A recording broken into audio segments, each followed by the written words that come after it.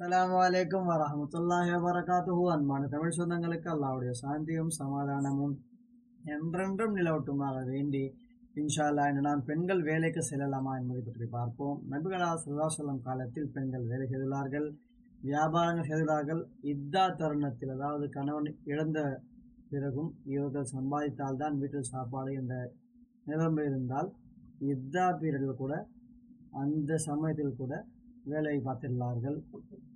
நாமும் இப்பொழுது இந்த தருணத்தில், இந்த காலத்தில் பெண்கள் அலுவலகங்கள் செல்லலாம்.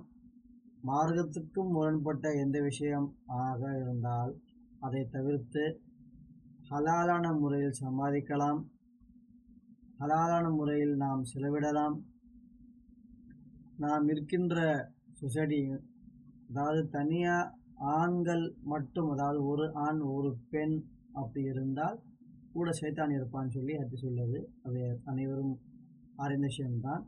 அந்த மாதிரி விஷயங்கள்லாம் தவிர்த்துட்டு ஒரு அலுவலகம் எப்படி இருக்குமோ, அதாவது ஆண்களும் இருக்கலாம் பெண்களும் இருக்கலாம், எந்த அளவுக்கு நீங்கள் தொடர்பு வச்சுக்கணுமோ அந்த அளவு தான் நீங்கள் தொடர்பு வச்சுக்கணும்.